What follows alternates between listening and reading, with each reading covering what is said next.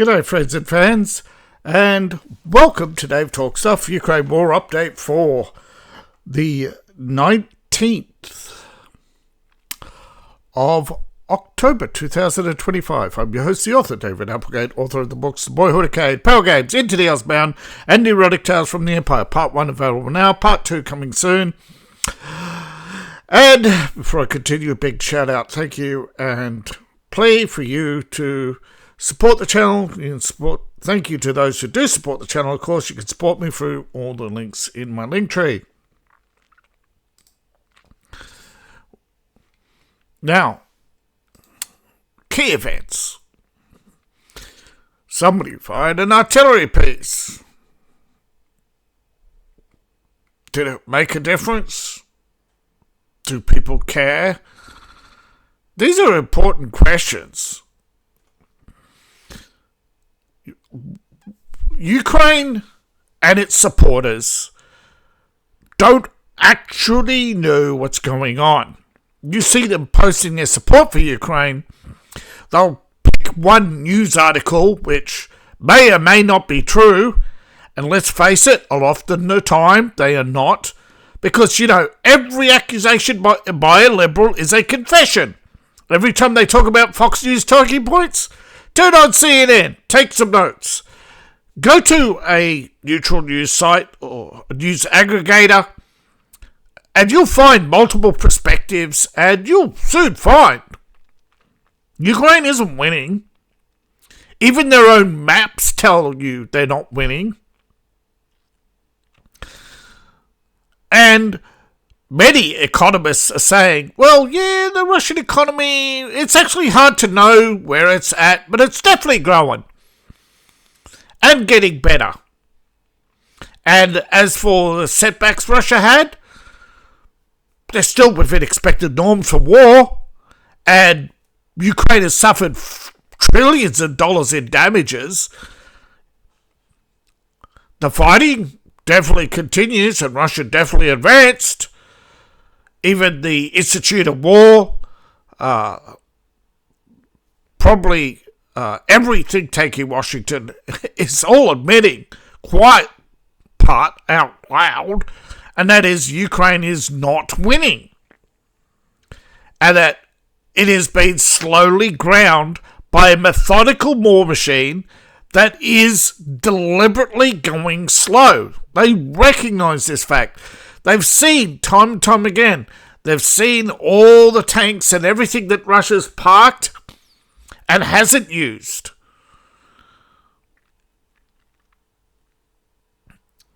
They move assets around, daring the Ukrainians to attack. And then when they do, sure, now and again, the Ukrainians destroy a bridge, damage a train, but most of the time, the Ukrainians are getting rounded up and executed. Few make it to trial, and they are tried in public, but never, ever, ever will Western media tell you the truth. Because the truth is that the United Nations, time and time again, denied there was a ethnic cleansing going on in Ukraine, and they cannot backwalk, okay? They cannot walk back there. And of course, the problem in the UN is China sold Russia out. China sided with the US, blocking Russia's demands that something be done about the ethnic cleansing in eastern Ukraine. Now, EU wants to impose new sanctions. Of course, they're meaningless. It only hurts the European economy more as Russia fills its trade deficits with other countries. China is shifting its trade. Ukraine, of course, expresses its disappointment, and as far as I'm concerned, cry harder, Zelensky, cry harder. Regional security, as many keep bleating, well, they keep arguing, you got to support democracy in my country. says the sore losers. Remember, all these people who support democracy, Zelensky is not elected, his term is over. And how did democracy work for you in all those other times you tried to build democracy in other countries? But it's in your interests. No, it's in the interest of the war machine. And the people who get put into office after these so-called democratic after we spread democracy by war. Yeah. You were, at one point, peacefully spreading democracy, helping countries rebuild their economies, and building strong institutions. But then you wouldn't protect them. Instead you said, nah, liberal idealism, man. We gotta embrace everybody, man. Everybody's equal, man. And then, of course, it all fell apart as all the savages rolled in and did as they pleased, abused children, abused women, stole, raped and murdered. And then when finally people protest, they go, you're not open, you're not transparent, you're racist. Says the Indians who kicked out the British. Why can't we kick out the Indians? Oh, because we're fertilizing democracy. We're making your strong country stronger and better. Look at how we improved Google with Google AI, who paints every historical figure as black. Oh, did. I think Google fixed that, sort of. But not before black supremacists created hundreds of fake images, which Facebook won't mark as disinformation, or Ukraine making hundreds of fake photos. It does appear there is actually, while I was blathering, I was actually deciding whether or not there's been any advance. It's minuscule, but take note, fighting in most of the same areas, mostly, all right? There's not much change to the map. But let's check on Kupiansk. Yeah. Now, Russia's made no significant gains, but they are fighting in what's left of Kupiansk. They've taken most of the city. They are still fighting in other areas. But again, they're grinding the Ukrainians down. Remember, the Russians, 600,000. The Ukrainian army have 800,000 combatants. The imbalance in power is Russia has way more tanks, way more artillery, way more air force power, and way more reserves. And time again, Ukraine puts out images of dead bodies. That violates all norms, and it's actually a war crime to parade dead enemies, or living ones apparently too. But Ukraine doesn't have any concern because nobody will hold them accountable. Alright, so there's some gains here in the Lyman area, nothing significant. It does appear, as I said yesterday, that these were all just probing attacks to see where the Ukrainians are in this arc, to see where the Russian steamroller is either going to go through here, or through here. Which of the three paths? I would suggest that they will line up that quarter. They will soon take that quarter and then line up for a three-pronged attack so that they can surround Lyman. Put Lyman in a vice while they smash the supply lines. which, by the way, is what happened in 1943, which was what stopped the Russians from finishing the war in 1944. They were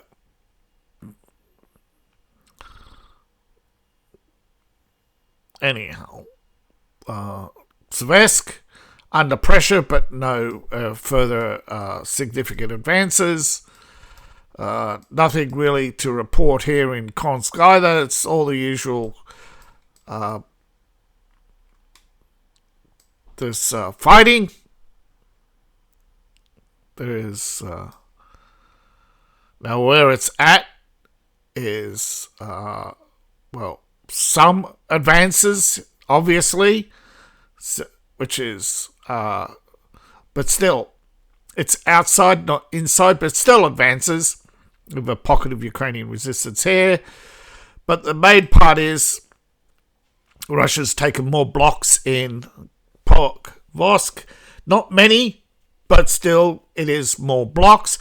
But the significant part is by being able to hold these roads, the Ukrainians cannot mount a counterattack. The Russians are successfully fending off the Ukrainians, which means more men and machines will pour in, which means the Russians will move up this road along the canal. They will move up, wiping out what's left of the few thousand defenders of Pokrovsk, or forcing them up into these two. But the point is, I think that they will only go up to this road and try to pressure the fall of Myriad, giving the Ukrainians an out north, or they'll squeeze through. Remember, recently they moved thousands of troops up into this line here to help defend this road and this rail line, but that's when the Russians were back here. Now this rail line is under easy attack. The rail yards are destroyed, though the Russians weren't able to hold and sever the line here. That will change. They will try again. They will grind the Ukrainians further, cutting off at least a major supply route to Dopranilia, which, as you can see, is on the second Zelensky line. This line here, this irregular line here as well, is going to be 110, 140, and 87, according to some blogs. These are only estimates. But all in all, there's more Ukrainians in this area than there is Russians. But it is the bulk of both armies. Approximately half, probably half each. Yep. Is it Yug, Center, and Zapad? One of the three. There's three. Center doing the most damage. But as you can see, there's only, no successful attack on Crimea, no successful attack on Rostov. There was a drone attack on the refinery in Semnera an hour ago.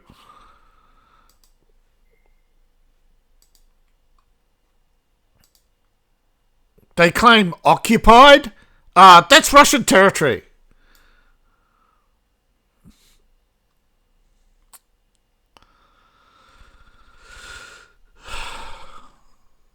Just shows you the pitiful mentality of the Ukrainians. All right, but on the peace front, well, they're not intention. They intend to sabotage the peace talks. Even Zelensky begrudgingly mumbling about not showing up, and Putin shows up. all this childish banter by a man who, by all rights, if he wasn't backed by Keir Starmer, our so-called great ally and our greatest allies, I think the US would have put two in the back of that little punk skull a long time ago and made peace with Russia. Again, it's politics is such toxin. It turns people crazy. They don't have a moral compass. Everything has to be through this artificial lens of who's the oppressor, and they judge the oppressor by the size of the army, not the actions, right? So that means if Ukraine is a little punk that kicks Russia in the shins, that means they're standing up for power. No, it doesn't. Stop assigning political motives based on your bias. That's what politics is. It's bullshit. But the left love bullshit. They love annoying you. They cannot debate. They irritate. You saw the DNC debates. Every time they ask a question, they just all put up their hand like little fucking muppets. You might as well ask, are you all going to betray the taxpayer? You watch. Are you going to line your pockets, betray the taxpayer, break your oath of office, abuse power? Because they have no morals. They have no differentiation. And when people finally wake up, when they wake up to the Democrat Party, they leave it. Now, Pleshchevka is now in Russian hands, although Ukraine disputes this, but approximately 1,565 Ukrainians in the last 24 hours have been eliminated. Now, when they say eliminated, they mean it. They're not saying dead or wounded. They're saying dead.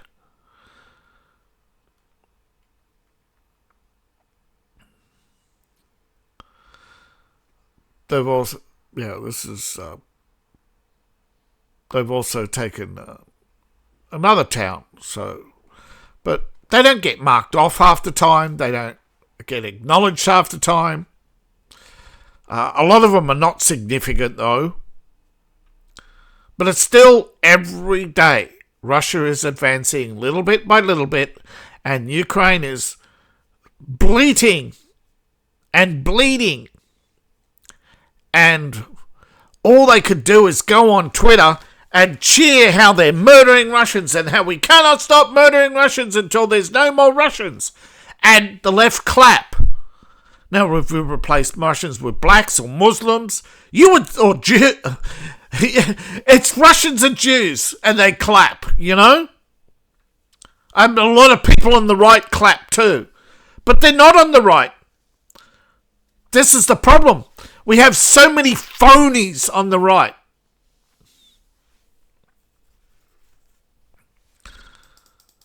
Now, UK, of course, is run by a big phony. Doesn't he look like a deer caught in a headlight? Wonder what Trump said to him. You're an asshole. Oh, thanks, Trump. I know that. But Prime Minister two-tier, you're fake news. You're an asshole. Starmer, of course, is trying to insert himself into the peace process in Ukraine. Well, at the same time, they're supplying the bulk of drones, bulk of intelligence, and bulk of funding for the Ukrainian army. Of course, things apparently have been reported as tense as the Ukrainian leader failed to secure deliveries of long-range Tomahawk missiles. He got emotional. No shit, he got emotional. I bet you he cried like a little baby he is. Hey? I bet you when he got his little blonde-haired, blue-eyed girls to go online and bitch about how Trump's a big meanie. Isn't it funny? You have a No King's Day protest on the day that Zelensky signs decrees to have people's citizenship stripped because he claims they're Russian. They're Russians. Of course, liberalism, the only standard is double standards. If it wasn't for double standards, they wouldn't have any at all. They have no moral compass. They believe in Marxism and they gaslight you all the way.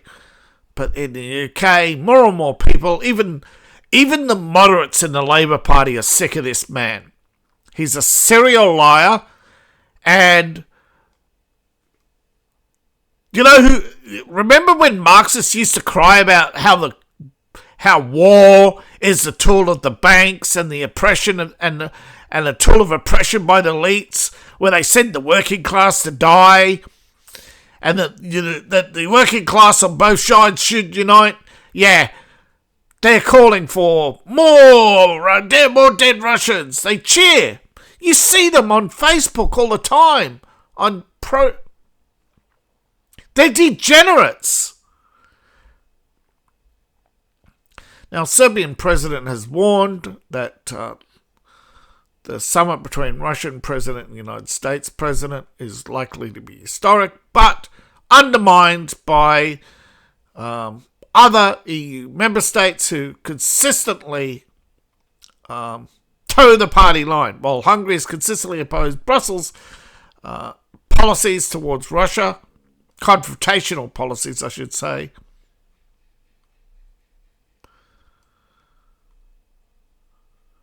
The liberal elements of certain EU countries, Britain, France, and Germany, yeah. Although Poland as well. Poland seems to be seesawing, right? The majority of Polish politics seems to be dominated by a vocal minority who are very Russophobic, and the rest, well, I think they're starting to realise that something is not right, doesn't match what people are saying. Remember when Poland said they're going to build a wall on the Belarusian border to prevent an invasion? And when they went to build it, they found the Belarusians had been quietly building a wall to prevent a Polish invasion?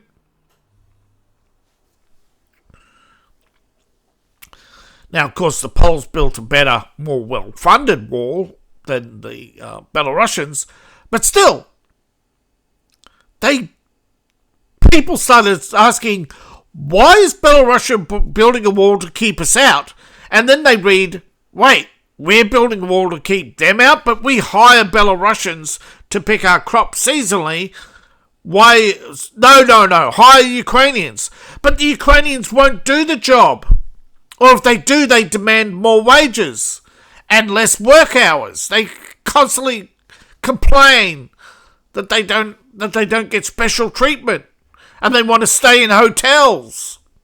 And they don't pay their bills. You can look it up. Ukrainian complaints, Poland. Now, they're not the only ones. But Latvia quietly moved a lot of Ukrainians out while complaining about Russians. There are no Russians in Latvia. They left long ago. Except for the few who had no choice, but most of the European diplomacy is based on lies, and that's the problem. And economic bullying. But they've so destroyed their own economies.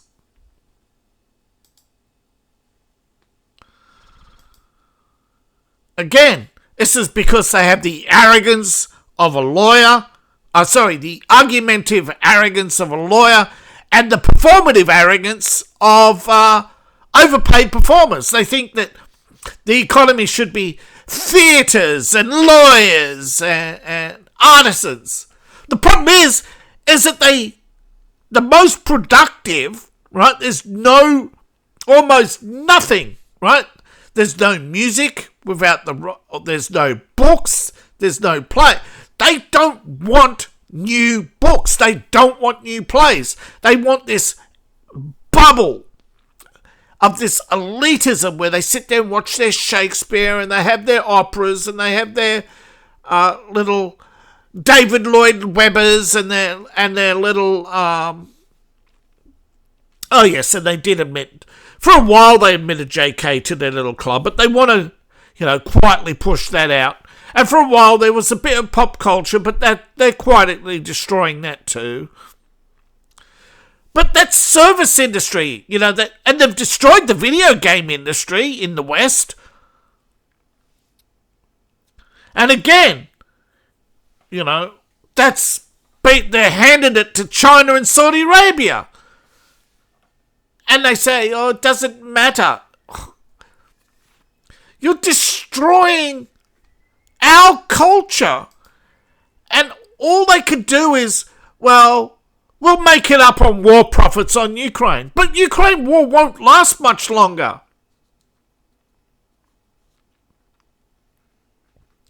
And the UK's covert support for Ukraine has been exposed. UK OneWeb has been exposed as a major contractor.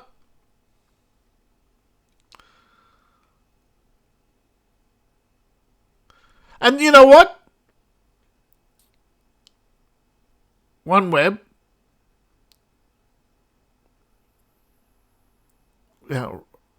Russian agency, because OneWeb satellites pass over Russia and were launched by Russian rockets.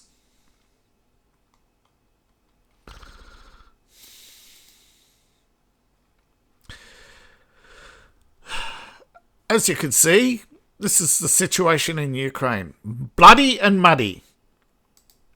So a Russian soldier takes time off on his little motorbike, covered in mud, caked. And we'll advance a little bit, and you can see globs of mud. The whole road is muddy. Most of Ukraine doesn't have sealed roads. Most of Ukraine deliberately doesn't have sealed roads.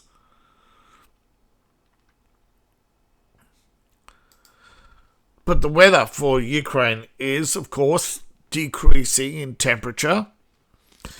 The weather is moderate. It's still autumn. So it is moderate, not warm. Rain, however, 2 weeks ago, Ukraine was hit by 7 hours, 2 months worth of rain. There was some flooding in Odessa, which prompted arguments between the mayor of Odessa and Zelensky because there was no aid, in which Zelensky responded by firing the mayor of Odessa by decree and then having his citizenship stripped, claiming he's a Russian agent, and then had him forcibly deported. Well, actually, the poor man probably fled for his life. No idea if he made it. But apparently today, 18 hours ago, reported heavy precipitation, covered most of the front. They said it was a yellow danger level, which means there are high winds and possibly heavy snow. It's wet. It turned out to be wet snow. That's like a mixture of rain. It's not fully frozen. It's frozen, but it's also contains unfrozen water. If you've ever been in snow, you know that most snow is just like an ice cone, right? Whereas wet snow is like ice cream. Now, soft powder is preferable, right? Wet snow gives you this caked on mud. Everything mixes with the soil, so the ground globs because it's partly frozen. You can see where it's steaming. course, this will limit tank operations, movement of heavy artillery will be restricted. So hopefully we'll see lulls in the fighting, even more than we currently do. As you can see, if we zoom in, the front is not as dense, and there are huge areas of no fighting, and have been for some time. Hopefully we'll see more lulls. And again, a lot of these areas see no fighting because they are low priority, as well as they are difficult terrain. No sealed. Whereas what Russia hopes is to collapse the Zelensky line and pretty much take... We know the bargaining chip, okay? They're willing to give up Kupiansk and a bit of the buffer zone and these little buffer zones here for all of this. They're even willing to freeze the fronts on these too. Now, there's been also reports of a partial ceasefire for repairs to the power grid here to restore power to Nikopol and surrounding areas. Even though most of it is under Russian occupation, a partial ceasefire. So there is still some reasonable people in Ukraine who look at the battlefield realities and can ignore the politics. Whereas you have the absolutists who go, well, what would you do if your country was occupied? You have to do the reasonable thing to survive. Right? The resistance, right? If the resistance did not have the Allies backing them in 1944, if the Allies had lost the landing in D-Day, had the Germans in 43 dealt the decisive blow they had hoped in and cut the Caucasus completely, which would have cut the American supply lines from Iran through Azerbaijan up into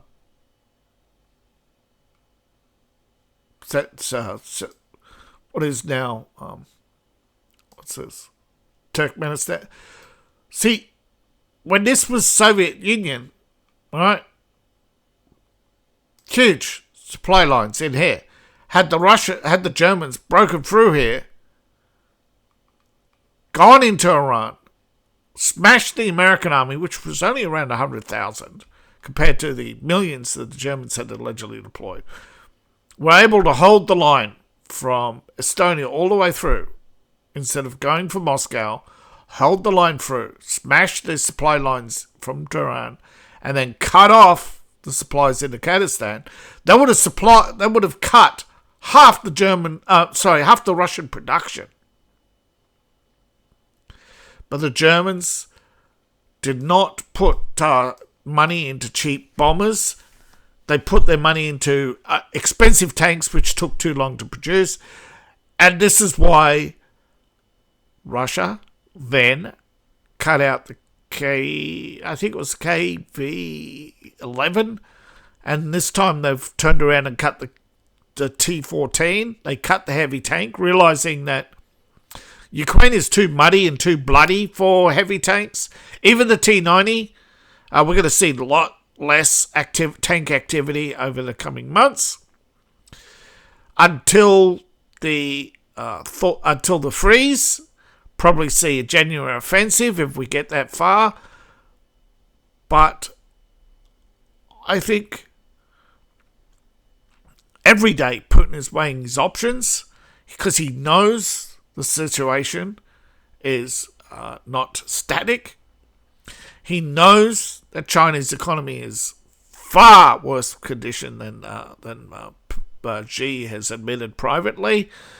I'm sure he can see the sell-off of Russian assets. He can see now most of the dismay in Russia over the war is actually over China, not over the war in Ukraine. Putin has a 72% approval rating. He has most of the people, however, who are upset, even are amongst his supporters, but they're upset over China coming in backdoor and exploiting the war to buy up Russian industries, which are not performing well because they don't have foreign exports, except to China. And of course, there's allegedly help from Western intelligence and others coming up through Kazakhstan to radicals out of Afghanistan and Turkmeds. By the way, that's where the people who occupy Turkey come from over here, okay? But you don't care about those colonizers, do you? It's only the white people that everybody hate. Everybody hates on the white man because we were the most successful in history. Now, the fact is, the world has many conflicts. And sooner or later, somebody's going to use this conflict to launch another. There has been strategic movement. Right? China has increased its ship building capacity. It has increased its tank building capacity.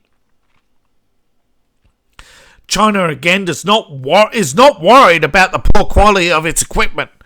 It simply has a military doctrine which has been exposed, and its military doctrine is simple. Quantity is a quality of its own. And they're going to rely on the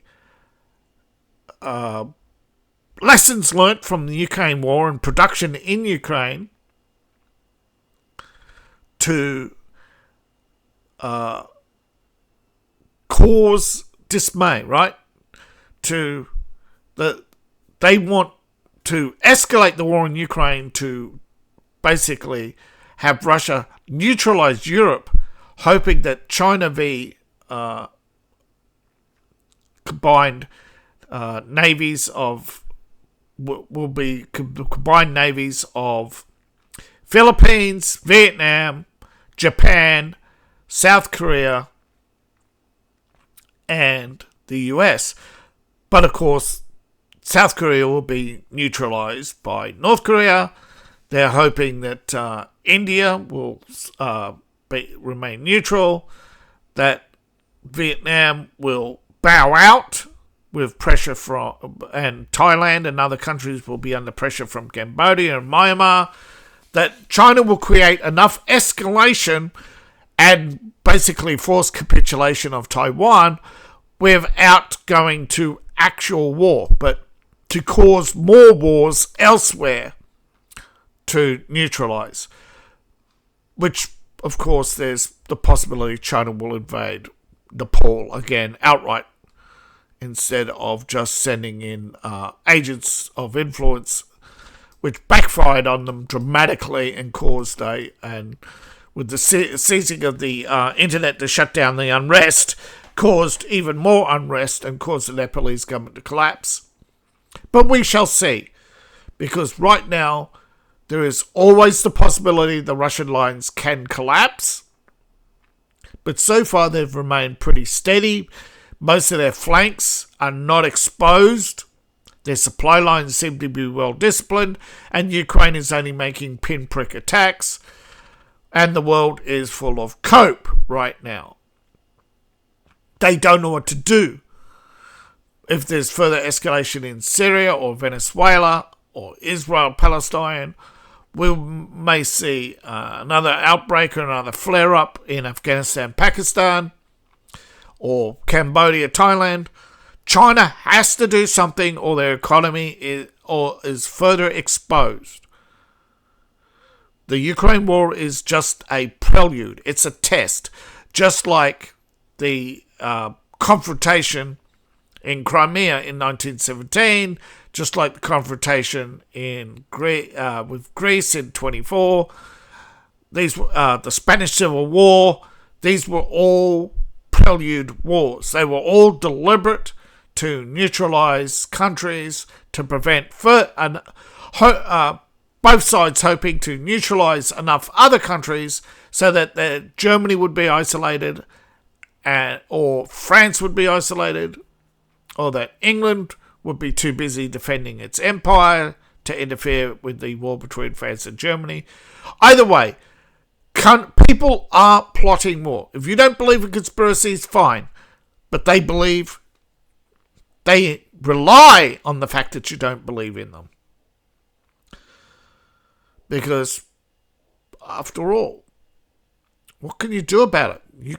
You see lobby groups and what they do. You've heard lobby groups before talking about spreading democracy. They openly tell you. They don't hide the conspiracy. They just rely on you later denying that it had happened. Ukraine is a part of a deliberate conspiracy that was outlaid by Albert Pike to create a series of 3 wars to destroy Europe forever.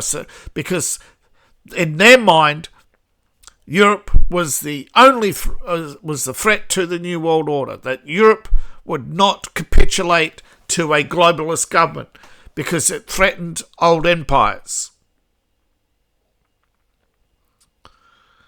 Now that the old empire has been swept away in a series of deliberately planned wars, now they want to collapse capitalism so that they can institute a global single government. And these kumbaya arseholes should just be all rounded up and sent to India and see how they like it.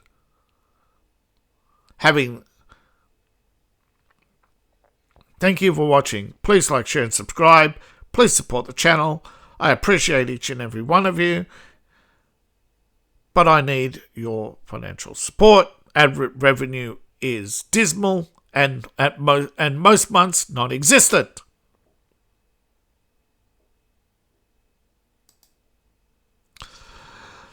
Main support, of course, you can support me on Ko-Fi, but my main support is Patreon or buying my books, buying my merch. All my links are in the link tree, description below, or in my profile. Thank you for your time. I appreciate each and every one of you. See you in the next video, and bye for now.